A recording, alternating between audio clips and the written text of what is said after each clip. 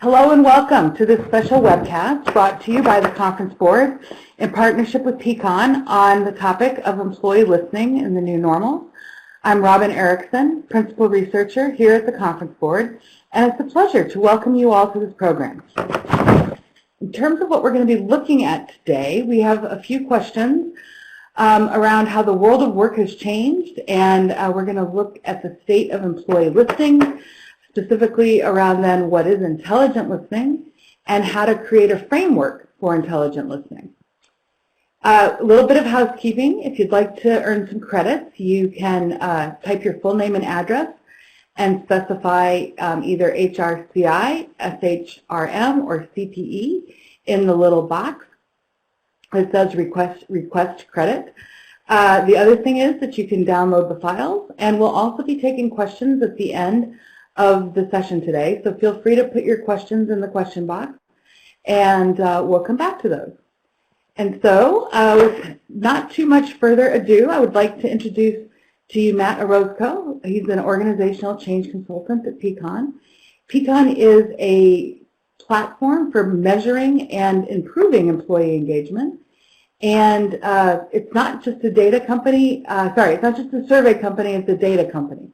And so they can actually help you transform your business by taking the data from the surveys and helping to create insights from those. So with that, Matt, I'll turn it over to you. Welcome. Thank you so much, Robin, and welcome to everybody saying hello from lovely Queens, New York. And I have my Zoom and shirt nice and pressed for today, so coming to you right from our new offices. So with that, just a little bit about myself before I go into the presentation today. I've been in the HR technology space for the past 10 years, seeing a huge shift from when I was trying to help local government agencies migrate to an online application to the point we're at now, where we're actually using machine learning and artificial intelligence to help make better people decisions. And my role at Pecan has been to really help both our current and also future customers understand how they can use technology to help amplify the efforts of their people, and at the same time start to democratize access to important people data so that we can make better people decisions. And with that, I'm going to talk a little bit about kind of where we are today. So it's safe to say that a lot has changed, especially in the past 8 months in both our personal and professional lives. And when we think about, the world of work particularly, it almost helps to set the stage as to our current moment in time. So the year is 2020. If you want to put on your, time travel goggles or hop on a DeLorean if you happen to have one nearby, and just think about, what has been going on so far this year. What we've learned is that toilet paper has become a currency in a very, very short period of time. Alcoholic beverage makers have now pivoted to making alcohol-based disinfectant products. And wearing a mask is no longer something you do just on Halloween or as a fashion statement. It's become a necessary part of how we engage with the outside world. And so with all of that change, it's important to also understand what has kind of gone on, when it comes to the world of work. And we think about societally where we're at, there's a few issues that have really dominated the news cycle over the past few months. The top one being here in the United States, that employment levels have reached astronomically and historic highs. I think it's currently sitting somewhere plus or minus around 13%. And of course, we can get some data from across the world to help cut that as well.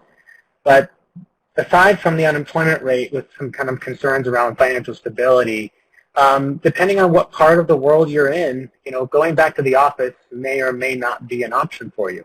As people think about reopening, there's a lot of concerns around how to do so safely. In fact, just recent research from the Conference Board, in fact, looked at, just how workplaces are preparing for that return to work, and 85% are prioritizing workforce health and office safety.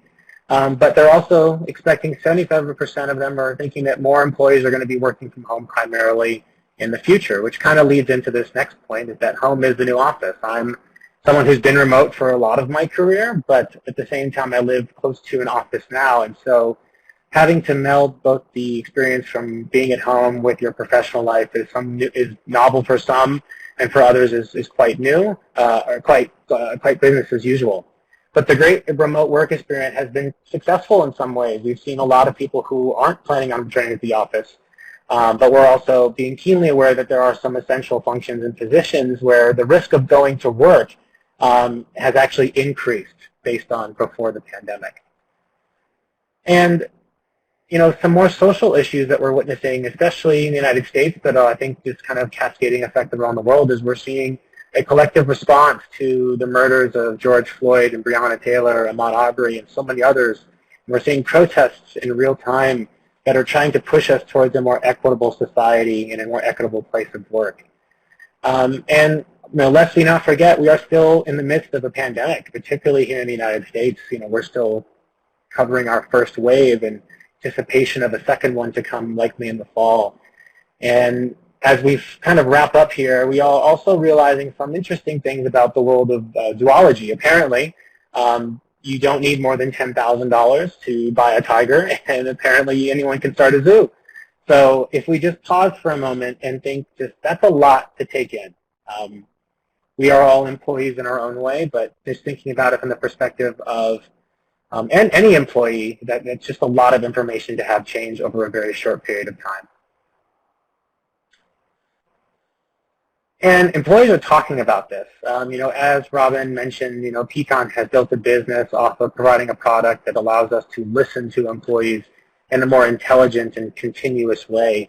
And so we've started to collect a lot of data around what's happening, particularly that comments about well-being are on the rise. And just to give you a sense of Pecan data from this perspective, generationally, there's been a huge increase for Gen Z, who've seen about 28% increase in comments related to terms about well-being. Millennials, it's about a 22% increase. And I think most surprisingly was the silent generation saw a 19% increase in comments about well-being. So it's no longer this generational impact of some people feeling a different way versus others. This really is kind of a collective outcry that we need to think a little bit more about our physical and mental well-being, and not just at work, but also at home. And as we all have become significantly more aware of the issues around systemic racism and how organizations are trying to create policies to create more equitable workplaces, we're also seeing employee comments are going up in that regard as well. Again, globally, we observed about a 19% increase in the topic about diversity, equity, and inclusion in comparison to 2019. And again, going back to the silent generation, they saw the largest increase of those comments since before, with a 31% increase in comments about these things. And so it just goes to show that we really are in this together, whether you're from a different generation or not. We are all thinking about the same things, and that carries us nicely into this conversation around flexible working. It used to be the case where this was somewhat of a nice to have, and now it's become somewhat of an essential opportunity for any white-collar organization specifically, but also just seeing how people have talked about this on our own data. We're seeing an 18% increase on comments around desires for flexible working. And interestingly enough, a lot of those comments are coming from the retail and consumer industry. They've seen the largest jump in this conversation since last year with about 51%. So interesting to think that in the roles that we are, requiring people to go to work at are also the ones that are asking for something a little bit more flexible. And I'll end with just a little bit about how much listening organizations are doing. Particularly within our customer set, people are trying to find ways to learn and understand the experience at work when they're at a distance. And they're leaning on managers and people like close to the team function to help support those efforts, because it's just not feasible to do that when you're not close to people in an office and don't have the proper communication channels in place. And so the impact of this, though, when organizations start to listen more and they start to ask for managers and leaders to step in, is it has this interesting seesaw effect on manager well-being. In particular, we've actually seen since the beginning of March a huge spike in concerns around managers, particularly thinking about their own mental well-being and productivity. Globally, 64% of managers feel that their organization does not understand the toll that the pandemic has taken on their productivity. And in comparison, 58% of employees feel the same way. So while they're not that far off apart, they're just far off enough apart for there to be enough of a difference to say that managers are feeling this crunch a little bit more than employees. And furthermore, some of the recurring topical themes that we're seeing in the data we get are around things like pressure, workload, demand, deadline, challenge, and childcare. And so I think all of this weaves a nice little story to basically tell us that we're all really concerned about a lot of things, and the more we press on our leadership and our teams to help support people at a distance, the more we need to think about how that's going to impact their ability to do their work. So before I move on, I just wanted to pause and put up a quick poll question to just see how are folks today currently listening to their employees. And please select your primary method. I know you might be using a few of these, but what's the one you would say is the go-to resource?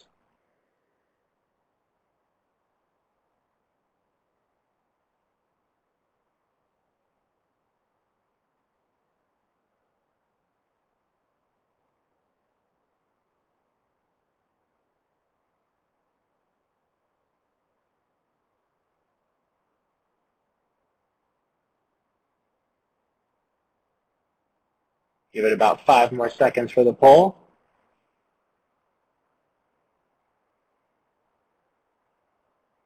All right. So let's go ahead and end the poll here. So, and yes, like the census would be referring to like the employee engagement, like with the large big company survey. So, let's see if we're able to put those results onto the screen.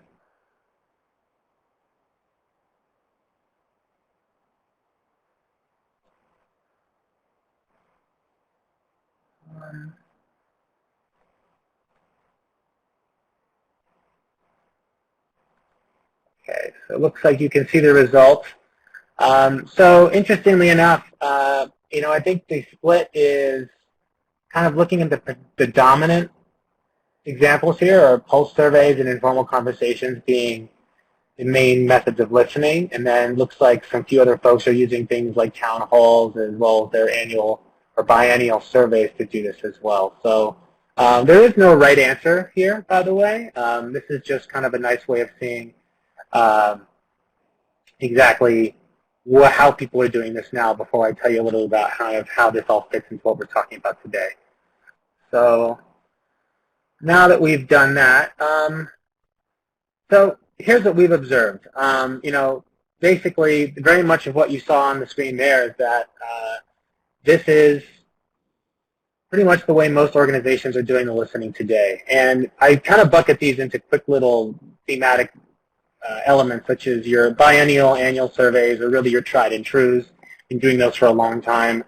Pulse surveys are really become this kind of go-to way of delivering a more frequent feedback process, bite-sized, really not relying too much on asking too many questions. And experiential feedback is something we've seen a huge rise of, with particular focus on things like the moments that matter. So starting to listen across different aspects of the employee journey, such as the onboarding experience, candidate experience, talent mobility opportunities, et cetera. And then we have a lot of rise of shadow surveys. I think there's a lot of organizations and teams within organizations that are choosing to do their own thing. It's a manager with a free SurveyMonkey account is going and creating surveys at their own will. And then, of course, we have those informal settings, whether it's the town hall environment or some sort of executive-led experience that's designed to be more bidirectional than most communication methods. And, of course, the informal conversations is still something we continue to do, whether we're doing it in a digital way or we're doing it in a more formalized way. But the next logical question is, what's wrong with that? We're here today to talk about a new way of doing this, and so we have to at least establish that there's something that's either not fit for purpose or something that could be done a little bit better. And I would like to caveat this by saying that there is no perfect approach. Every organization is at a different stage in their maturity. But what I do think is important to highlight is that each of these approaches and ways of doing them all have their unique sets of benefits as well as their own unique sets of detractors. So what we've observed from a lot of the research we do in this space is that, annual and biennial surveys used to be this great way of establishing a baseline, and they still are, but they're not very agile. They're not really reflective of the kind of frequent change that happens in an organization and also the pace of that change. And interestingly enough, to support this, Gallup found that only about 55% of employees strongly agree that they're expected to receive their results from their surveys. So not only are these things that are happening infrequently, but they're also not being delivered to the people that are providing the feedback in the first place. They have no idea how the organization is doing. And in often cases, they just take a long time to get off the ground. I've heard some cases where annual surveys take 2 months to launch, and sometimes it takes 6 months to get the data to the right people so they can start to make changes. And that's just not quick enough anymore. So we saw the increased rise of things like pulse surveys. And what's beautiful thing about pulse surveys is it's allowed organizations to start to build more feedback moments into the employee experience. The downside has been that they tend to be prioritized rather than democratized.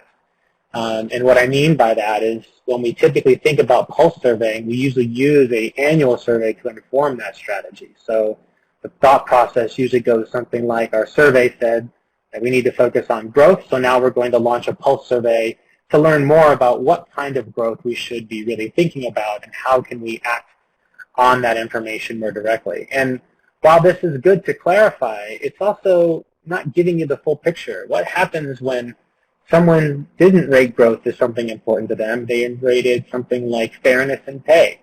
How are you going to make everybody happy? And the trick answer is you can't. Everyone's going to have a competing need in some regard. But you also want to make sure you're trying to cover as many bases as possible when you do a pulse or anything more frequent, because you want people to know that you're actually taking their feedback and doing something with it. And traditionally, the way organizations we've worked with who are migrating over to solutions like Pecan or other solutions, the way they typically manage the delivery of the results is by cascading it down through the organization. And this has, again, really tested the trust within the organization, what I like to call the organizational trust floor, because the information only goes so far. Not every frontline manager will get access to the immediate results for their team. And in some cases, some of those managers or leaders even won't get the information quick enough so that they can do something with it. And this has an impact on employee morale. There's things like hostility bias that a lot of employees carry around employee surveys because they see that they've given their feedback and nothing's been done with it. Gallup, in a very similar survey, found that organizations where no action's been taken on surveys can see about only 8% of employees think the organization will do something with their feedback in the future. And 8% of people is not a lot to think that we'll actually do something with the results. So you're already starting at a deficit by doing more frequent surveying, but not acting on the surveys that you've already delivered. And the final bit here is around our data being siloed and not connected. We're doing so much to be able to collect feedback across all of these different moments and categories in the employee journey, but we're not connecting them together to weave in a truly kind of integrated experience.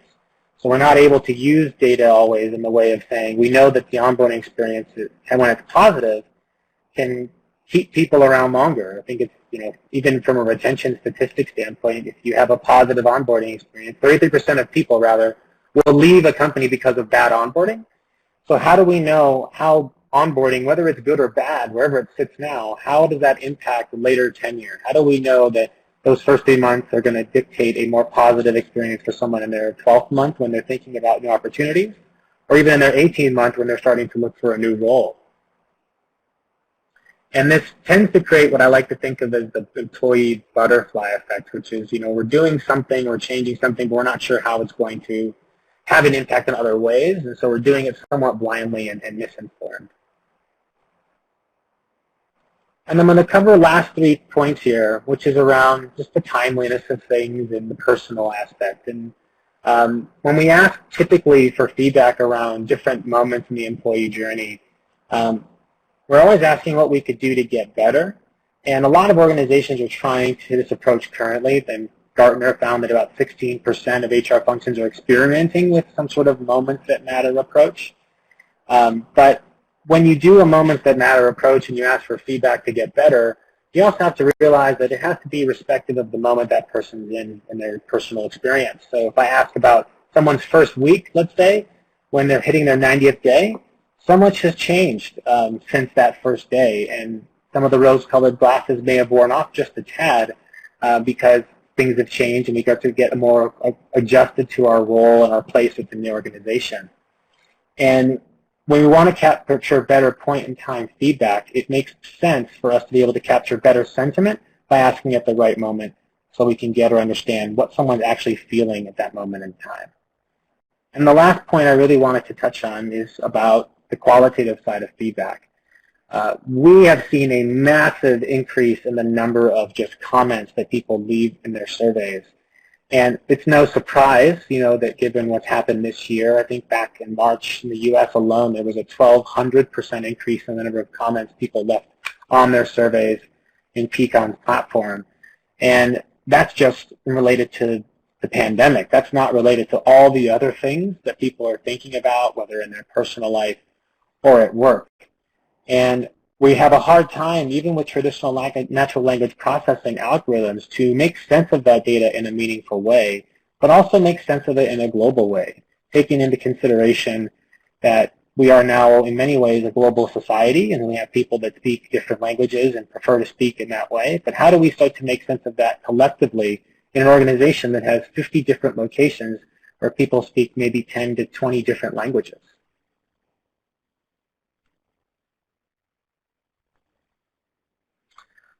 So one more poll question here. Before I go on, I want to just see, has anyone heard the term intelligent listening before today? Obviously, you've seen it on the invite, but quick yes or no, see if this is something that has been communicated before.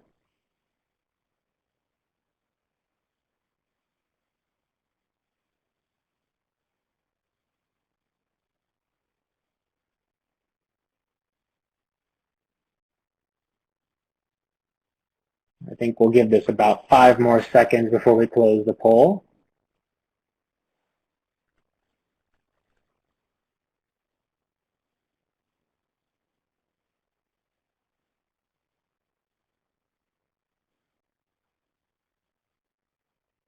Okay, so the poll results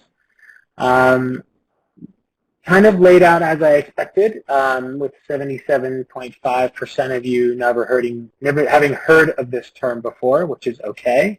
That's why we're all here.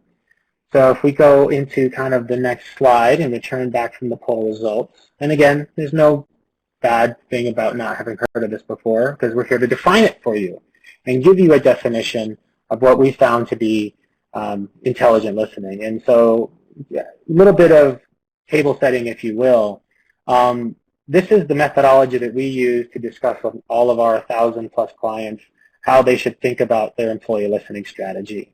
And what we focus on first and foremost is finding ways to automate much of the administrative process that happens that actually can impede the ability for you to quickly deliver surveys. One example of this is we work with an organization in Australia who were able to identify 100 hours of administrative effort they were able to relieve by using automation tools to help get their survey out there. And there's so many things that by default we think are automated, but really aren't. Communication plans, making sure that the delivery of reports to people that need to get them isn't automated, or at least they have to be triggered. And so all of this, again, takes time out of your ability to focus on the point of doing a listening strategy or a survey, is to know what to do and then do something about it. But we're also noticing that, with this desire of different surveys for different moments that matter and different points in the employee experience, and then still wanting to do a census or an ad hoc pulse every now and then, that what employees really want is the same thing that anyone taking a survey really wants, is they want a singular experience that personalizes to them, to know where they are, know what to ask them, and when the best time to ask it would be. And we know this because I share my own personal experience from having shopped at Toys R Us about the 2 days, I think, before they closed their doors permanently. I kind of chuckled when I opened my inbox the day before they closed, and I got a survey asking me about my experience and what they could do to make it better the next time. And I kind of thought, well, it might not be a next time for Toys R Us, considering that's where, what the news cycle had said at the time. And so it just makes sense that what am I going to fill out something in my work that doesn't speak to something that's important to me at the time?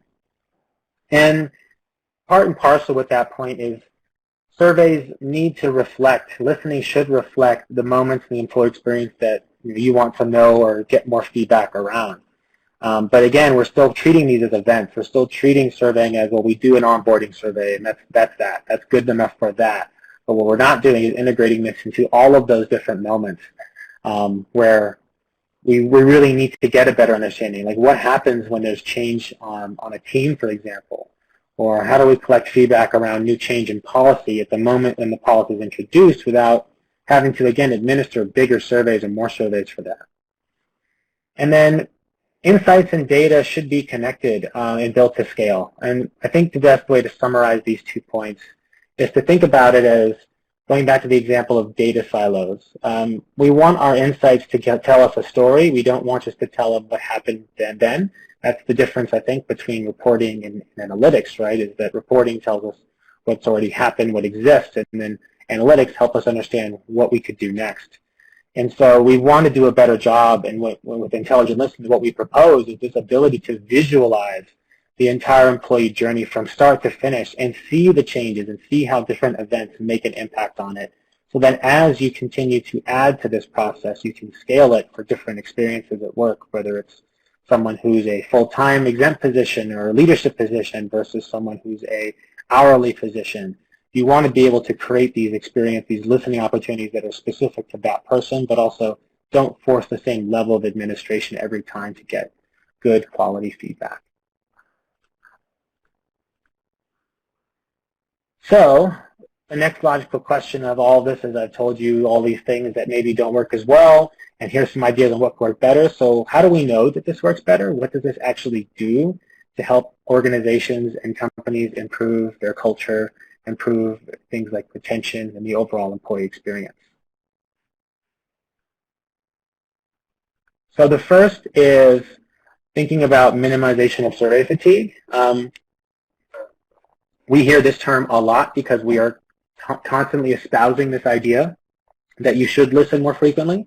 It's not to say everyone should listen at the same frequency, but one of the downfalls of a more frequent survey experience is that you end up increasing the likelihood that people don't participate. And there's a bunch of different reasons why people wouldn't do this, but the major one is not so much that people don't have survey fatigue, it's that they have a lack of action fatigue. They're sick and tired of people of giving their opinion and then not seeing that reflected in any way, shape, or form.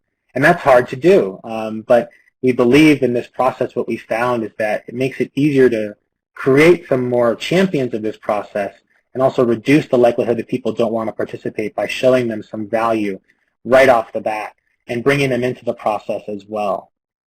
And in connection with minimizing that kind of hostility bias, there's also this increasing the time to action. Our belief at Pecan is that managers and leaders and everyone, even employees, have an opportunity to drive the change that they want to see in the organization. But they need the right tools and resources to do that. We need to start trusting our managers, even of the smaller teams, with information that can help them make better decisions. And more often than not, that tends to be the biggest barrier in getting getting data into the right hands of the people that need to see it. Is we need to start trusting that managers may not know what to do, but that we can give them the tools and resources to guide them through this process. And by proxy of doing this, can also increase the quality and the timeliness of the actions that we take. It's just not feasible to think that the HR function in an organization, which usually represents around 10% or so of the total workforce, can have its have an HR business partner or somebody that can sit on that team to do the HR bits about improving culture. And so we have to trust that managers and leaders can do this. We have to show them how it's done, either through technology, through our own internal development processes. But when we do this, we know that what happens is people start to respond more in favor to you. In fact, our own data has shown that even when managers go in and do the simple act of acknowledging that they've seen somebody's comment, that actually increases the likelihood that they will not only receive more participation in the future, but they'll also receive more comments. And in some cases, those can help solve a very specific problem that may not have been touched upon during the first comment or the first round that we asked for feedback. And then the last bullet I wanted to hit on is a little bit around this kind of idea of recency bias and retroactive interference. Both kind of go hand in hand by establishing that we don't have the world's best memories, and our memories are highly open to subjectivity. If we have something positive or negative happen before, that can usually usurp the feeling we had at the moment in time.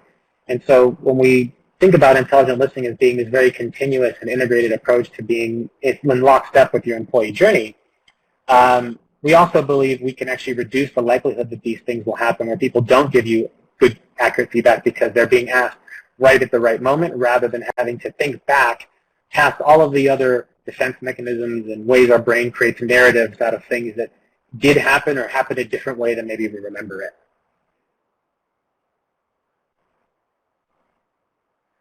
Some other outcomes we found to be really, really impactful here is the improved quality and the relevance of feedback. And again, as I just touched on, by asking at a better point in time, we're able to actually get a better response. But this also comes down to changing organizational behavior. We hear so often about companies wanting to create a culture of feedback and trying to bring in things like radical candor to help create spaces where people can share constructively and openly with the intention of growing and developing people. But statistically speaking, and I'm just going to focus on the United States for a moment, this is a recent study that found that 50.3% of Americans agree with the statement that I trust my gut to tell me what's true and what's not. And that can be good sometimes. I don't think you should not acknowledge the gut, but we also have to realize that when we're looking at things like people decisions and we're looking at how we make changes, whether it's consider someone for a promotional ability, a promotional opportunity, or whether we are asking them to review their performance. There's so much subjectivity in our opinion, and we're inherent with bias. It's kind of unescapable at this point. So we can be aware of these things, but they do have an impact on how we do this. And so if we're going to get organizations to start to think about better ways of acting on feedback and changing the way that they use feedback and creating cultures that support the use of feedback as a mechanism for change, then we have to start with the foundations of saying we need you to use data to make a lot of these decisions, or at least to complement how you're making your decision based on your experience as a manager or as a leader. So shameless plug, all the things I've mentioned here are things that Pecan does. Well, our product assists with so much of this. From a functionality standpoint, I didn't want to make this well, you have to use Pecan in order for that to happen. That's not true. While our product does make a lot of this easier, it isn't necessarily the only way of doing this. And what I wanted to create and leave behind for you all today is a framework of how to get started if you were to think about doing something like an intelligent listening framework or listening strategy within your organization. And this is designed to be something that is done kind of more collectively rather than kind of centrally. So what I mean by that is when we think about survey processes, we really usually think about HR, but there's so many other stakeholders that we can consider, not just in HR, but generally speaking, that could be involved. And what I think the best place to start, before we go down the path of bringing in your stakeholders, is figure out what are those moments that you really think are most important and map those to your employee journey. And employee journey mapping is something I'd love to say every organization has done. A lot of them have, not all of them have. It's again, no worse for the wear if you haven't. It is a good place to start, though. And if you have done this in the past, it makes sense to start here and reflect on what you've mapped out to be the most critical points that happen to an employee and expand upon them or adjust them if you haven't re-edited these in a while. But make sure that they reflect the things that you really think are going to be most important to measure, because this is your way of starting to build an organizational process around this rather than just falling back into reverting to these siloed event-based data approaches.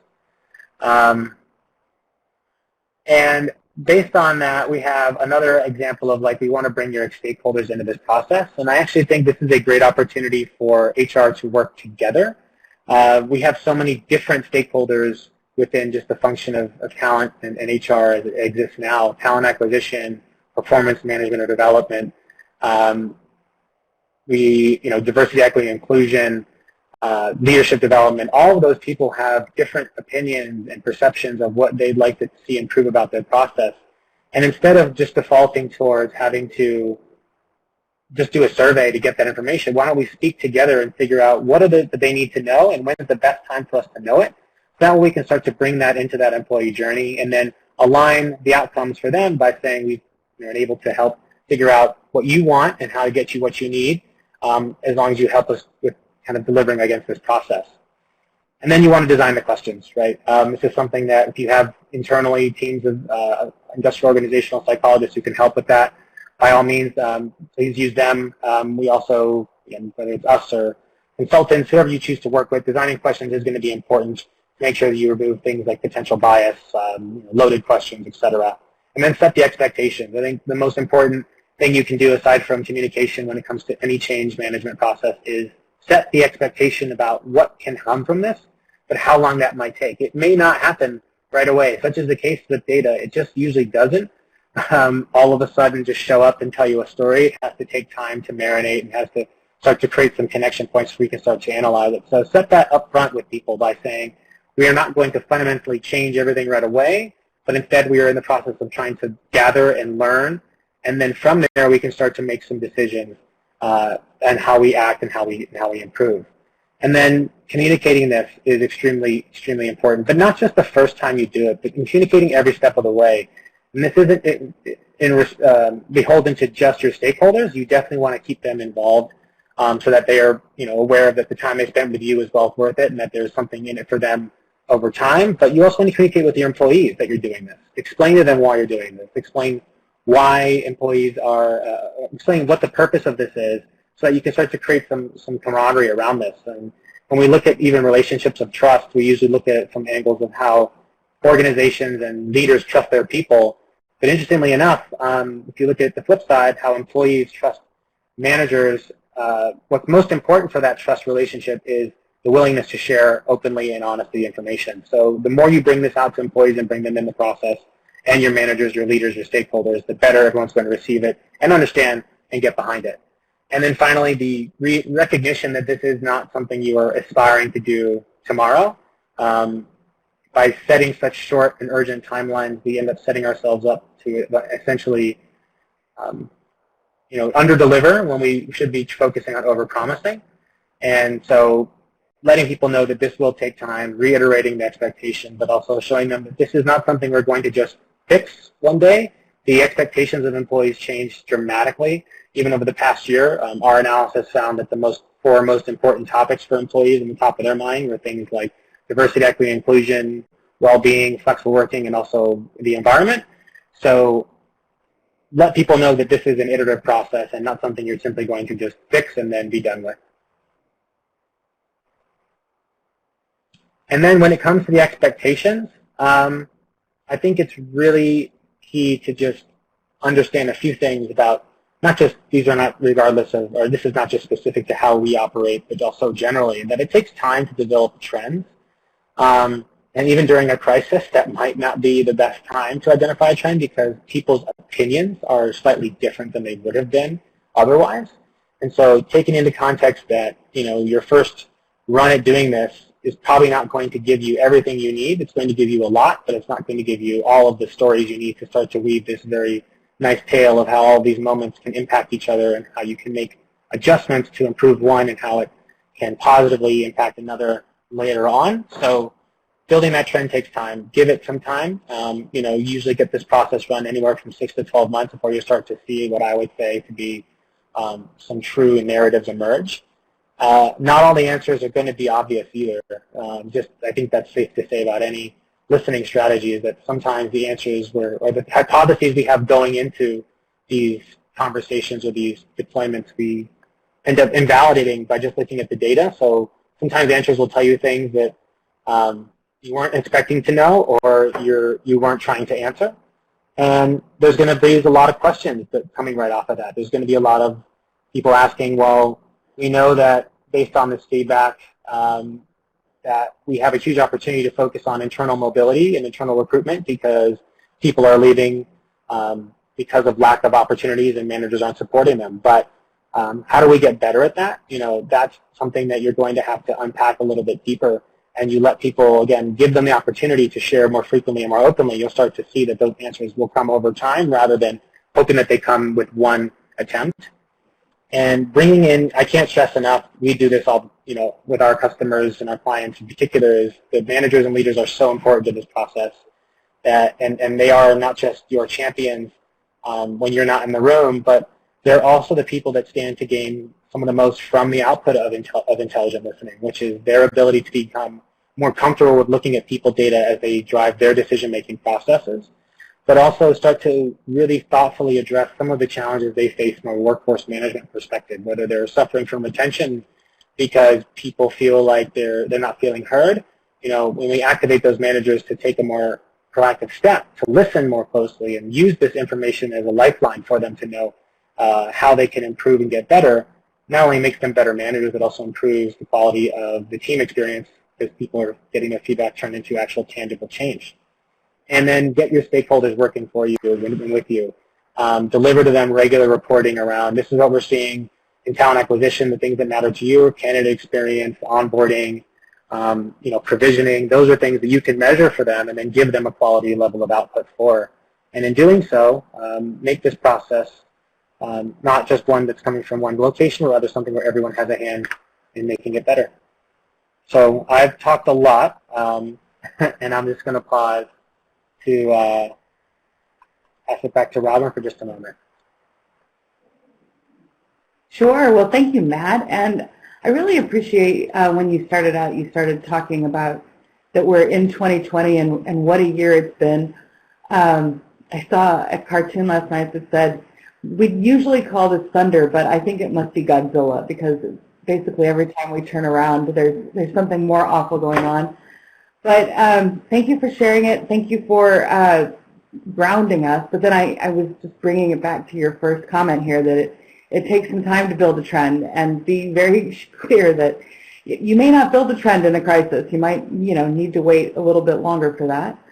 But we've actually had a lot of questions come in. And so let me go through those and you can answer them. And I think folks will be excited. And if you do have any other questions, feel free to type them in the question box. And if you're interested in downloading this presentation, there's another little box that you can download the slides as well. So the first question is, where do one-on-one conversations fit? I think this was back when you were talking about the different types of listening that organizations are doing. Yeah, it's a good question. One-on-one conversation, I kind of bucketed in the informal conversation category, even though they were trying to formalize those in kind of the performance development or management context. I still find that those are not, even though you have a meeting on your calendar to do it, it doesn't necessarily mean that it's the most formalized process. I have worked at companies where we have had those one-on-one moments and they haven't been structured in a meaningful way, and so you get in what you put out. You get out what you put into the meeting. So if it doesn't have a good kind of formalized process in place, then I still think of those as being informal because we're not capturing anything more than just a conversation in the moment. They're important. And well, it also underscores the importance of managers. Then we talk about cascading information down, but this refers to the importance of making sure that information is passed up, right? Anonymously, obviously, but you want to pass on that information.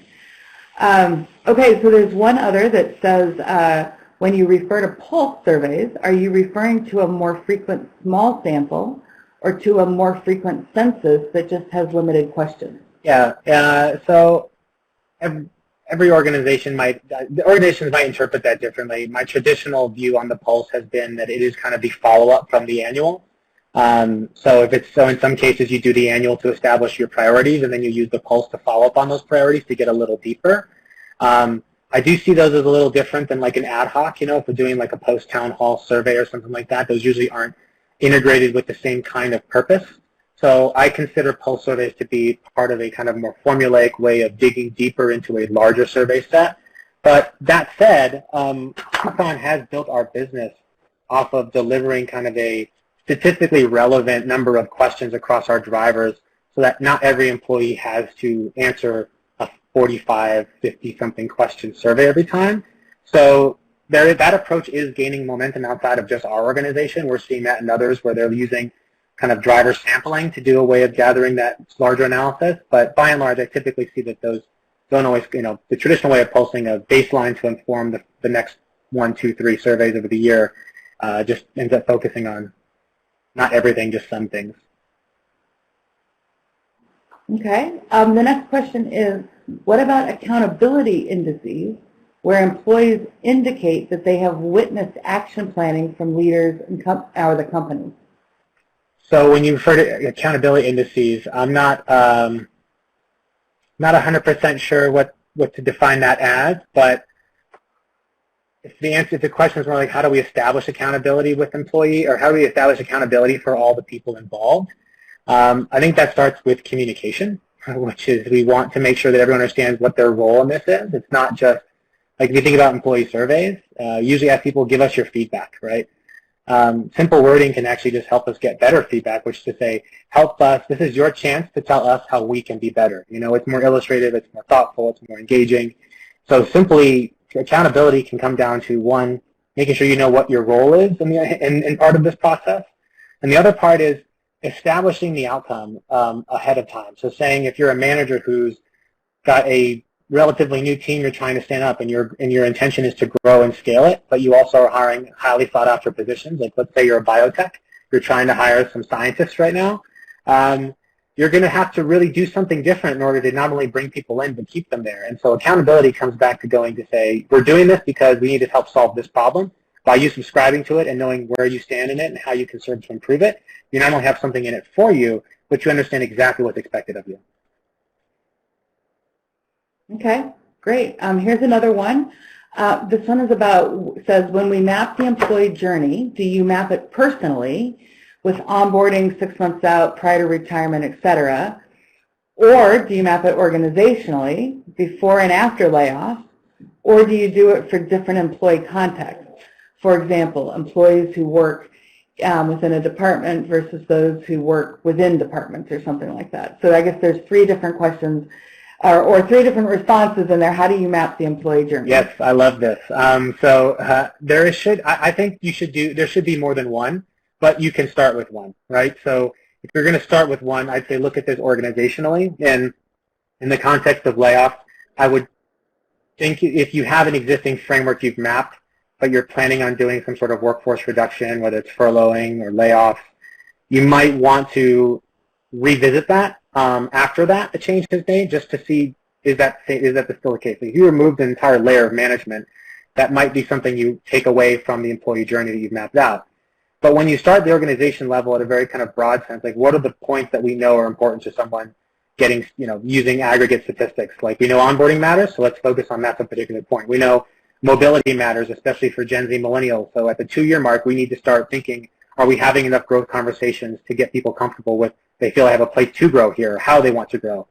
But then I'd say the best optimal route to focus on for now is persona mapping, which is looking at how do different types of people in the organization, what does their journey look like? So if we have like a retail organization, there is kind of a fulfillment center approach that's going to have a very different employee journey and very different set of expectations than a retail associate would have in a store than you would have in a corporate office. So those are different personas you want to map to. And then you can think about the executive layers, like are they someone individual contributor, are they director, manager levels? But by and large, I'd say find your 5 personas to start with if you're going that direction and focus on those as a beginning point. But that's what I mean by meant to scale, is that you start with those 5. Now you've got a framework to repeat the process, albeit just with a different persona in mind. Okay. We've still got a few more here, and since we have a little bit more time, I'm just going to keep going. Because this is a period of time when many people have had new experiences and working differently than they did before. Is it not important to have open-ended conversations or some focus groups to understand what is on people's minds?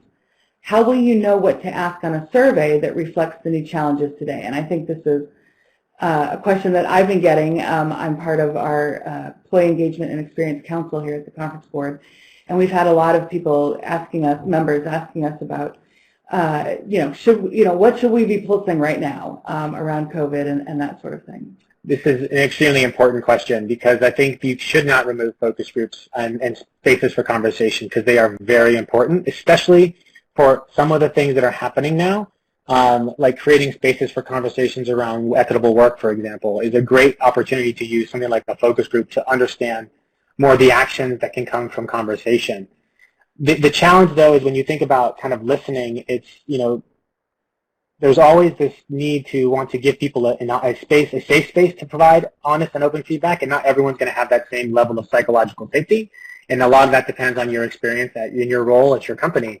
So if you felt had a relatively great experience and nothing bad has ever befallen you at work, then you're probably going to be fine telling people exactly what you think, whereas if you were turned down from a promotion, you don't think your boss likes you, and you're giving feedback to people you've never met really before, then it may or may not give you the opportunity to share the way you want to share.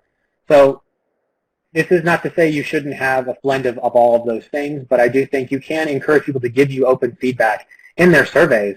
And if you ask them at these moments where they're able to give you the best feedback, you're not only going to get a better response from them, but you're also going to capture their true sentiment, which is really important to understand. Is that process working for some, not for all, or is it something that we need to improve across the board? When it thinks about knowing what to ask, though, that's such a good question. You're never going to know what to ask next. The thing is, though, there should be some cornerstones of what you think are important. And in our own experience from the COVID-19 kind of pandemic changes that we've seen, those questions around what we were using for things like preparedness and workforce readiness for safety, those actually have a huge implication in return to work questions as well. So don't throw the baby out with the bathwater. Just focus on the things you actually probably have really good questions. So examine what are the ones that you need to really prioritize first, and then think about how you can start to implement more of those, and then frame it in this context of the person. Make it personal. If it's someone who's going to work in a retail store every single day, or someone who works in healthcare who has to expose themselves to risk, then make sure your questions reflect their level of safety and comfort with things like, do they have the right materials to do their work, versus a remote workforce who maybe doesn't want to return to the office. Do they have the right equipment? So just knowing what matters to those people, again, goes back to the journey mapping. If you know what matters, you know what to ask, and that shouldn't fundamentally change, but the data will tell you when it does. Like children, for example, was a trending theme for our managers and their well-being responses. So they obviously are worried more about having to be, having their children at home when they should be at school. Right. Well, and as you mentioned earlier, how important it is around taking actions after surveys. And one, good rule of thumb is not to survey more than you can act, but also not to ask questions about something you can't change. Yes. So, I think that's really also important just when you're thinking about what questions you're going to ask. Don't ask everyone if they love the dining hall or the cafeteria choices, because if you're not going to change them, don't bother asking about them. So yes. I think that that's also really important right now, especially because as you said, there's so many different personas, and the work experience is so different for so many people right now. It is. I have another question, partially comment but question. It said, this looks like a great framework for a well-thought-out listening sensing survey strategy. I'm trying to wrap my mind around how we make it personal. My organization's sensing strategy does much of what is in this framework using a combination of the mechanisms mentioned at the start of the conversation, all those different types of surveying. It says, I'm trying to think through what new listening techniques would be needed. So I would say that, first, thank you. We put a lot of time in it for this, so I'm glad this is resonating.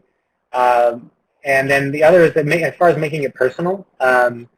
So this comes back to what is it that someone really cares about, and how do you, and in that moment, right? So think about the moment and the person.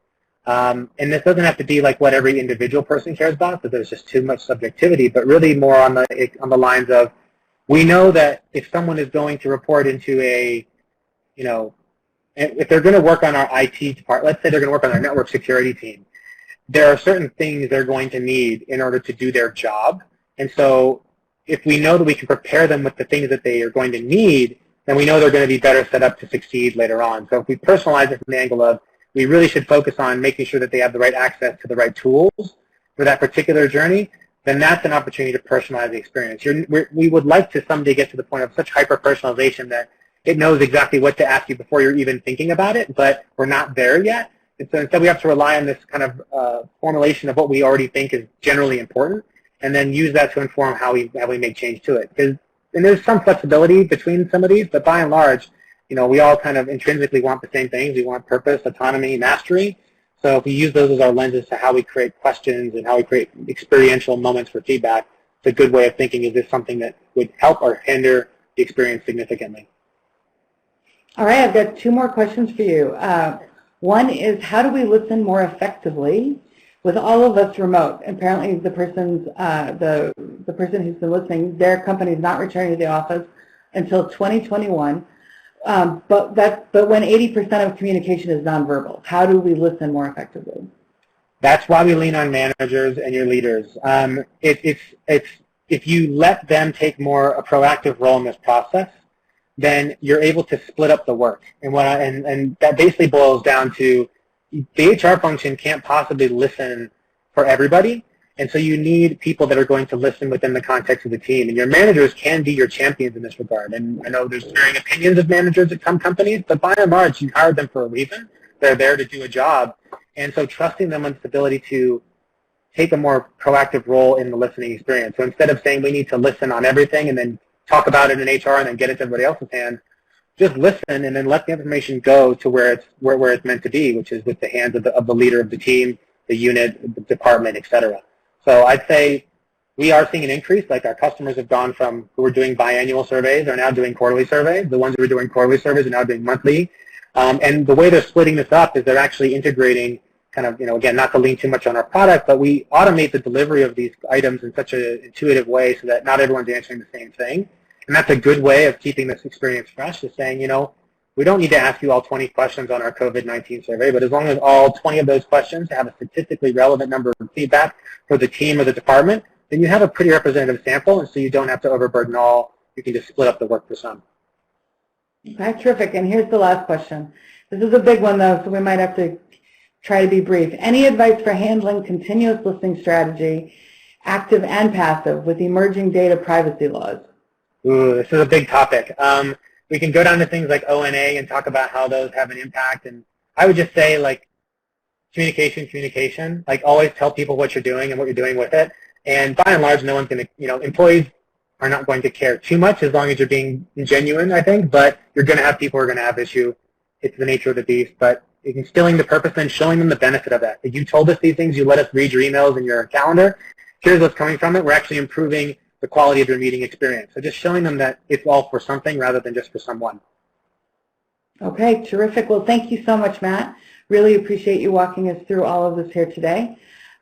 Just so you all know, we actually have actually been doing some research here on continuous listening at the conference board. We've published 2 reports so far in a series of 3. The first is moving beyond point-in-time measurement. The second is building and implementing a strategy. You can see there the topics that each of those are covering. The third report will be coming out sometime in August. It's actually in publishing right now. But we've been very excited. We were able to partner with the Deloitte Belgium team and come up with these reports. And so if you're interested in these, they're available to the public. You can see there, you can go to conference-board.org/continuous listening. And don't forget to check back again in August when we publish the third one. We'd like to thank you all for coming today. If you're interested in more webcasts that are coming up, you can see a list of the ones right here. I'd like to put in a special plug for 2 of them. They're all fabulous, but specifically 2. I've actually heard the speakers for the one coming up on tomorrow, supporting military caregivers during COVID-19 and beyond, and it was very inspiring. And the fourth one there, Definitive Degree, Closing the Talent Gap with Alternative Credentials, I'll actually be moderating that and providing some other new research that I've recently finished, and just how important that is still during COVID-19 and our racial unrest. There's a lot going on there that we think that alternative credentials can help. If you're interested in podcasts, we have the Human Capital series called Insights, and you can see all of our podcasts at conference-board.org/podcasts. And last but definitely not least, we ask you to fill out the survey that we're going to provide to you after this. If you're interested in sponsoring a webcast, you can contact us to learn more. But we hope you all have a great rest of the day, and thank you so much for joining us. Bye-bye.